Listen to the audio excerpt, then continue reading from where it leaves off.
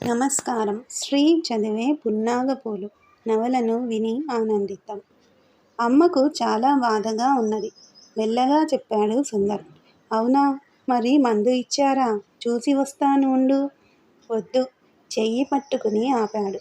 Disturb చెయ్యొద్దన్నారు. Bench పైన అతని పక్కనే కూర్చున్నది రాధ. ఆమె చేతిలో ఆ లేత చెయ్యి. చుట్టూ ఆవరిస్తున్న ఆ చీకట్లో ఆ పొడుగాటి బెంచ్ పైన రాధ, సుందర్. ఆ మౌనం మాట్లాడడం లేదు. ఏదో స్వాంతన. కాసేపటికి నిద్రలోకి జారిపోయిన ఆమె ఒడిలోకి వాలిపోయాడు సుందర్.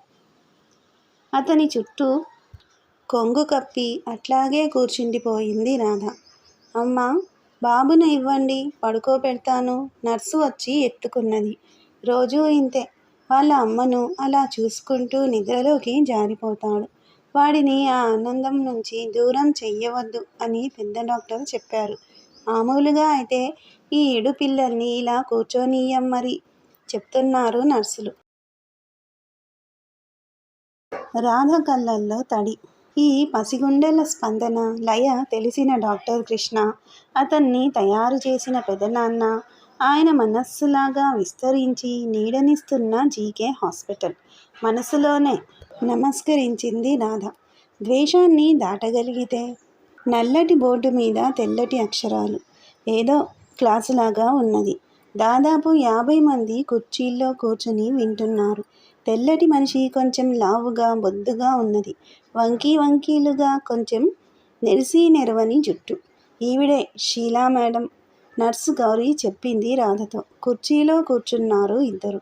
ఆవిడ బ్లాక్ బోర్డు మీద love can save all of us రాశారు.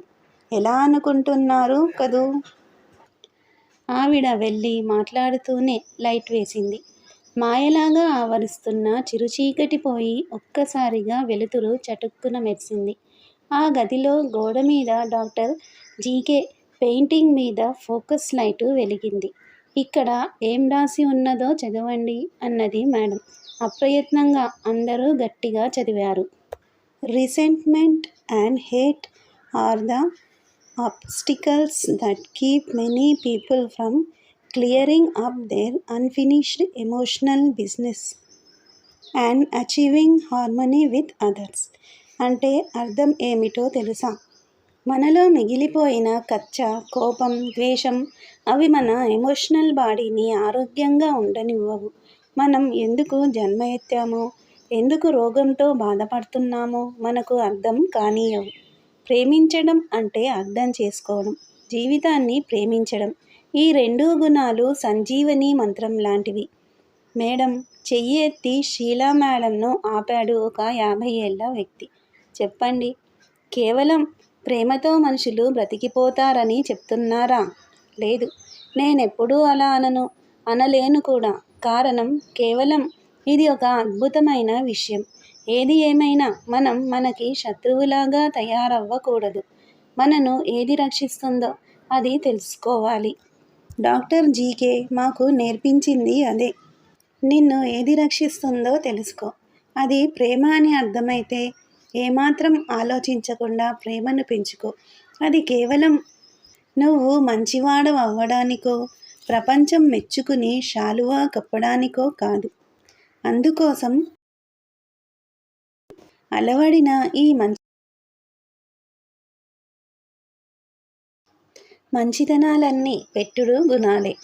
మరి ఏరీకోరి ఈ ప్రేమనే ఎందుకు ఎన్నుకుంటాము? నవ్వింది షీలా మేడం. ఈ వయస్సులో కూడా ఆవిడ నవ్వులో ఏదో హాయి ప్రతిఫలిస్తోంది. సమ్మోహనకరంగా నవ్వుతుంది ఆవిడ. ప్రతి మనిషిలోనూ సర్వైవల్ ఇన్స్టింక్ట్ ఉంటుంది, అవునా? అది మనను రక్షించాలని 24 గంటలు ప్రయత్నం చేస్తూనే ఉంటుంది. అవును, కానీ అది మనకు బాధ కలిగించిన వాళ్లను ద్వేషించి దూరంగా పొమ్మంటుంది. పోయిన క్లాస్లో మీరే కదా టాక్సిన్ మనుషుల గురించి నేర్పించారు. ఎదురు ప్రశ్న వేసింది ఒక ఆవిడ. Terminal cancer. పాపం 30 ఏళ్లే, గొనిగింది గౌరీ రాధ చెవిలో. కానీ ద్వేషం మీ మనసును యాసిడ్లో ముంచి జీవితాన్ని వాళ్లకు బలివేస్తోంది. నిజమే, మిమ్మల్ని మీ ఎమోషన్లను కుదిపివేసే మనుష్యుల్ని, వాళ్ళ వైబ్రేషన్స్ను గుర్తించి దూరంగా ఉంచమనడం నిజమే.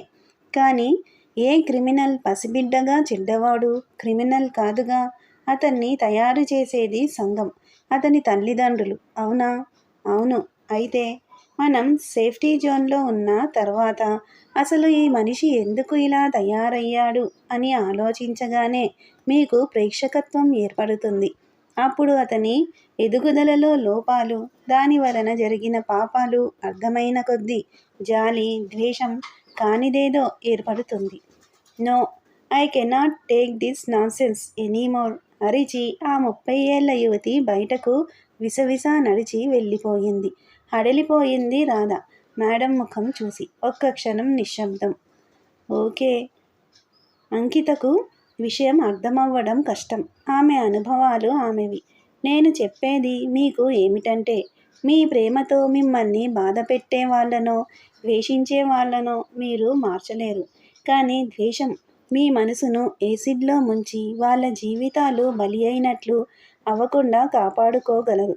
సరే, ఇప్పుడు గత 15 రోజులుగా అఫర్మేషన్స్ రాస్తున్న వాళ్ళు ఎవరెవరు అడిగారు మేడం. ఒక 10-15 మంది చెయ్యి ఎత్తారు. గుడ్, చాలా బాగుంది మేడం. హాయిగా ఉన్నాను మేడం. మంచి కల వచ్చింది మేడం. నా తలలోంచి దేన్నో నల్లటిదాన్ని కాకి ఎత్తుకుపోయింది మేడం. ఆశ్చర్యంగా చూస్తోంది రాధ. కాత్యాయని, ఈ 10 మందిని డాక్టర్ కృష్ణతో చెప్పి డ్రాయింగ్స్ వేసే రూమ్కు పంపించమని చెప్పు. వీళ్ళ పాత రికార్డ్స్ అవి రిఫరెన్స్కు పెట్టు. కొంతమందికి మెడికల్ రిపోర్ట్స్ చూసి ఏమేమి ఎక్సర్సైజెస్ చెయ్యాలో, ఆ అఫర్మేషన్స్ రాయాలో చెప్పింది ఆవిడ. కొత్త వాళ్ళు ఎవరు ఇంకా? ఈమె మేడం. గౌరీ రాధను చూపించింది. చాచా, ఈవిడ పేషెంట్స్ను అడిగితే నన్ను చూపిస్తావేమిటి గౌరీ? కంగారుగా అన్నది రాధ. ఇక్కడికి పేషెంట్స్ మాత్రమే కాదు మేడం, బయట వాళ్ళు కూడా వస్తారు. రండి, మేడంకు పరిచయం చేస్తాను. తప్పనిసరిగా లేచి షీలా మేడం టేబుల్ దగ్గరకు వెళ్ళింది రాధ. మేడం, ఈవిడ రాధ. ఏదో చెప్పబోతోంది గౌరీ. నువ్వు లావణ్య కూతురివి కదూ? సూటిగా చూస్తూ అన్నది మేడం షీలా. ఆశ్చర్యంగా చూసింది రాధ. రా, కూర్చో. ఆమె వెళ్ళి టేబుల్ దగ్గర కుర్చీలో కూర్చుంది. కానీ ముళ్ళ మీద ఉన్నట్లుంది రాధకు. నువ్వు లావణ్య కూతురివి కదూ? ఆ మాటలే చెవుల్లో రింగుమంటున్నాయి. ఎలా ఉన్నావు? ఎలా ఉన్నది మీ ఆయనకు? బాగాలేదు మెల్లగా అన్నది. బాగాలేదు కాబట్టే ఇక్కడికి వస్తారు. అది సరే, ఏమిటి ప్రాబ్లం? సిస్టర్ గౌరీ చకచకా ఏవో చెప్పేస్తోంది. అవాక్కై వింటోంది రాధ. ఇంతవరకు తనకు అతనికి ఏదో లీవర్లో జబ్బు అని తెలుసు. కానీ దాన్ని గురించి ఏమీ తెలియదు.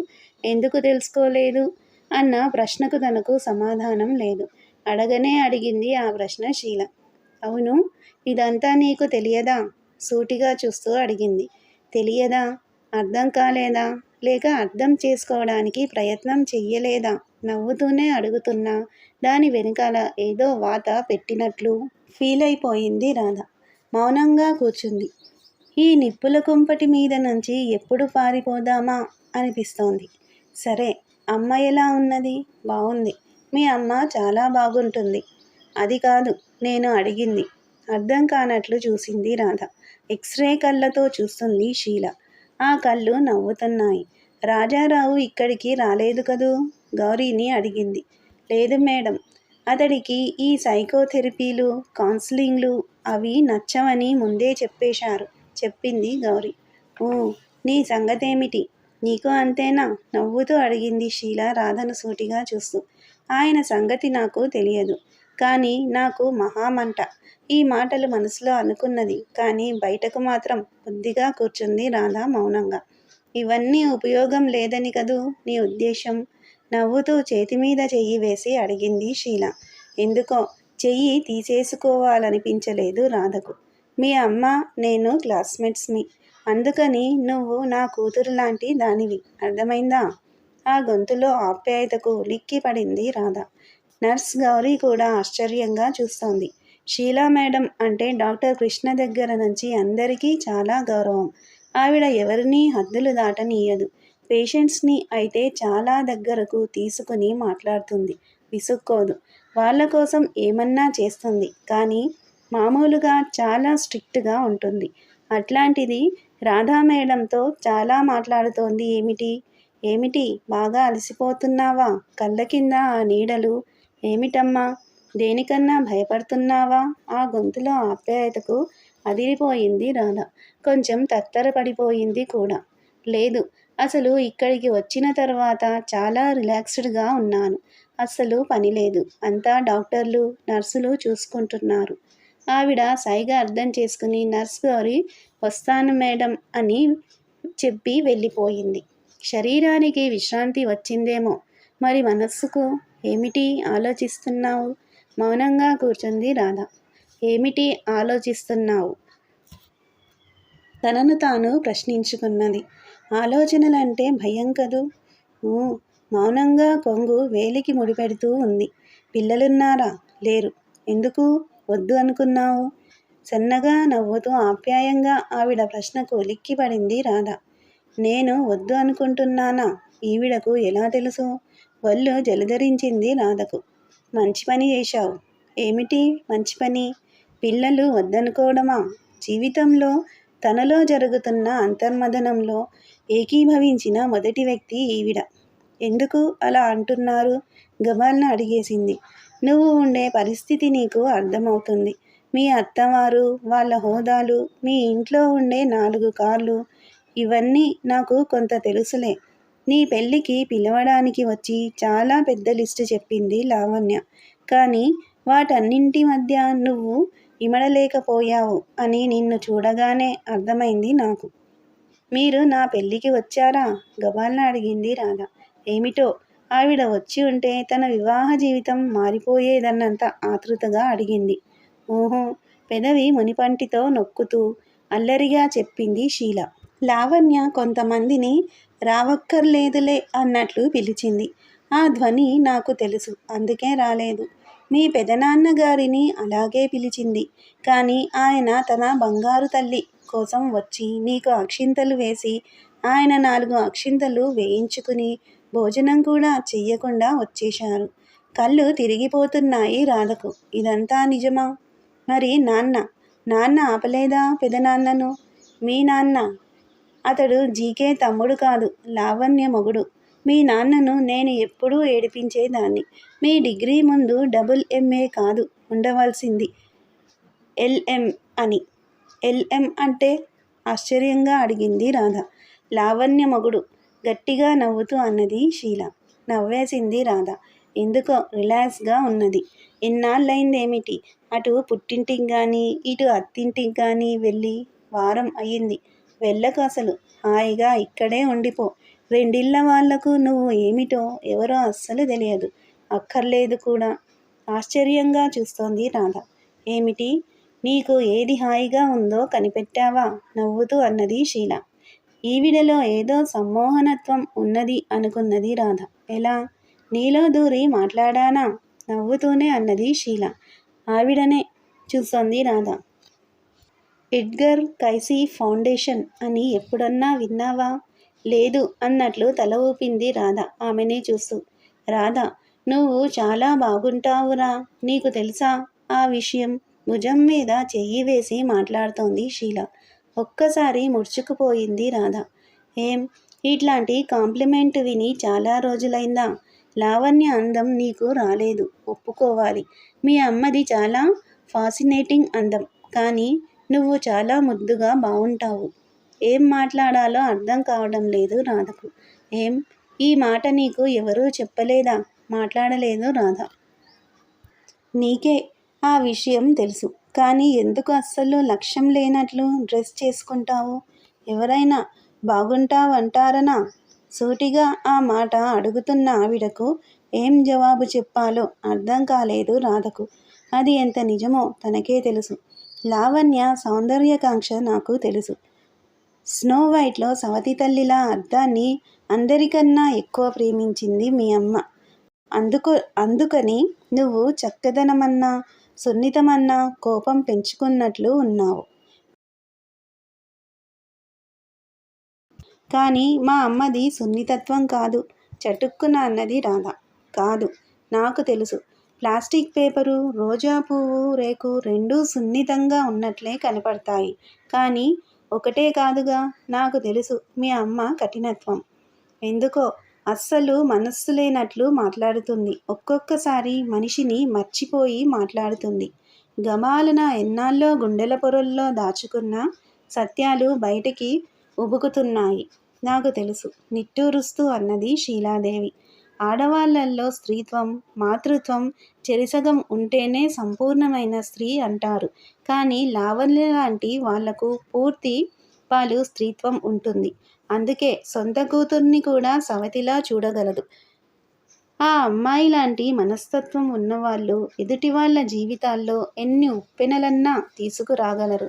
సైకాలజీ చదువుకున్న నాకు లావణ్య ఎప్పుడు అర్థమైపోయిందో. కానీ కన్నకూతురివి నీకు కూడా ఆ కాటు తప్పలేదన్న మాట. అది పడవలసిన విషయం. సూటిగా చూస్తున్న ఆవిడ కళ్ళు ఇంద్రనీలమణుల్లాగా మెరుస్తున్నాయి. అసలు మా అమ్మ. ఆ తరువాత రాధ ఏదో ఆవహించినట్లు మాట్లాడుతూనే ఉన్నది.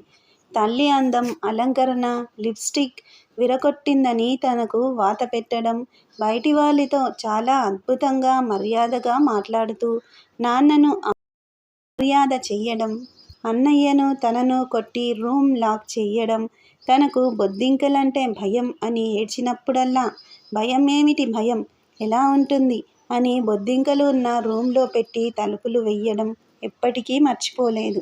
తనకు అమ్మ లో నెక్ వేసుకోవడం, బొడ్డు కింద చీర కట్టడం, గట్టిగా నవ్వడం ఇవన్నీ ఇష్టం లేకపోయినా చెప్పే ధైర్యం లేక ఏడ్చేది. ఏ అంకుల్ వచ్చినా అతి చనువుగా మాట్లాడడం. ఎందుకో తనకు ఏవేవి ఇబ్బంది, జుగుప్స కలిగించేవో వేటితో తను ఐడెంటిఫై అవలేకపోయిందో చాలా చెప్పింది రాధ. ఏడ్చింది. కౌన్సిలింగ్ చేసే షీలా మేడంకు తల్లి కూతుళ్ళ మధ్య ఏర్పడే ఈ భయంకరమైన గ్యాప్ ఎన్ని కోణాల నుంచో తెలుసు, ఎన్ని కథలో తెలుసు. ఎదుగుతున్న వయస్సులో పిల్లల జీవితాల మీద తల్లిదండ్రుల ప్రవర్తన చాలా బలమైన ముద్ర వేస్తుంది. చాలామంది జీవితాల్లో నరకయాతనకు గురి కావడానికి కారణం ఈ అనుభవాలే. అట్లాగే ఏ కారణం వలన తమను బిడ్డలు గౌరవించలేకపోతున్నారో, తమ తప్పేమిటో తెలియని తల్లిదండ్రులు ఎంతమందో. మా అమ్మా నాన్న పార్వతీ పరమేశ్వర్లు అని బోలెడంత ఖర్చు పెట్టి షష్ఠిపూర్తి సభలో చేసి కొందరు మనస్సులో ఎంత బాధ దాచుకుంటారో, లోపల కొంతమందికి ఎంత అసహ్యమున్నదో తెలుసుకోవడం ఆమెకు కొత్త కాదు. ఇది ఆమె మనస్ఫూర్తిగా ఒప్పుకున్న వృత్తి. డాక్టర్ జీకే ఆమెకు ఆమె వృత్తికి ఎన్ని రకాల మెరుగులు పెట్టొచ్చో అన్నీ నేర్పించారు. ఆయనంటే ఆమెకు విపరీతమైన ఆరాధన, ప్రేమ. అది ఏ రకమైన అనుబంధానికో దారి తీసేదేమో కానీ దాని ఆరాధన లెవెల్లో ఆపేయగలిగాడు డాక్టర్ జీకే.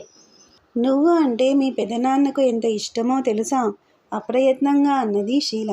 అదే నాకు అర్థం కావడం లేదు. ఈ హాస్పిటల్కు వచ్చిన రోజు నుంచి చాలాసార్లు ఆ మాట విన్నాను. నేనెప్పుడూ అలా అనుకోలేదు. పోనీ ఏమనుకున్నావు?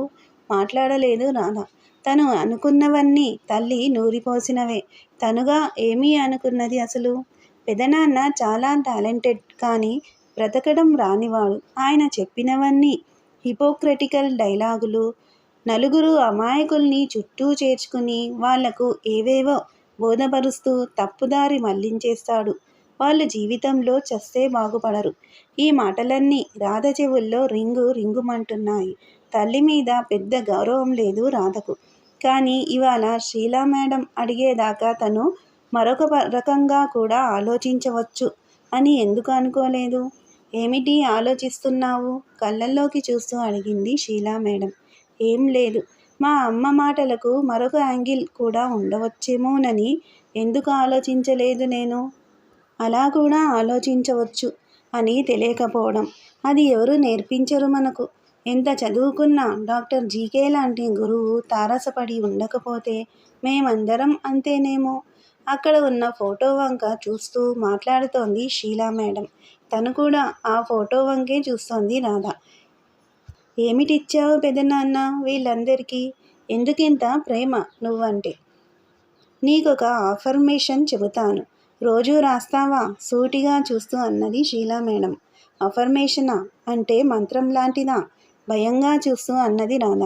చిన్నప్పటి నుంచి ఇంట్లో వాతావరణంలో ఇమడలేక చాలాసార్లు గుళ్ళోకి పారిపోయి కూర్చునేది రాధ. అక్కడ ఉంటే ఏదో పవిత్రమైన వాతావరణంలో ఉన్నాను అనుకునేది. ఏమిటేమిటో స్తోత్రాలు నేర్చుకున్నది. అందులో కొన్ని నోరు తిరగనివి, మరికొన్ని అర్థం తెలియనివి. అట్లాంటప్పుడు ఒక స్వామీజీ గుడికి వచ్చారు. అందరూ ఆయన కాళ్లకు పడి పడి నమస్కారాలు పెడుతున్నారు. ఈ పిల్ల ముఖంలో చంద్రకళ కనబడుతోంది. పౌర్ణమి నాడు వస్తావా తల్లి? మంత్రోపదేశం చేస్తాను అని తీక్ష్ణమైన చూపులతో అడిగాడు ఆయన. వస్తుంది, తప్పకుండా వస్తుంది, ఎందుకు రాదు అన్నాడు పెద్ద పూజారి. ఈ నవల మీకు నచ్చితే సబ్స్క్రైబ్ చేయండి, షేర్ చేయండి, లైక్ చేయండి, బెల్ ఐకాన్ను ప్రెస్ చేయండి. శ్రీ ఛానల్ ఆడియో నవలను వింటున్నందుకు ధన్యవాదములు.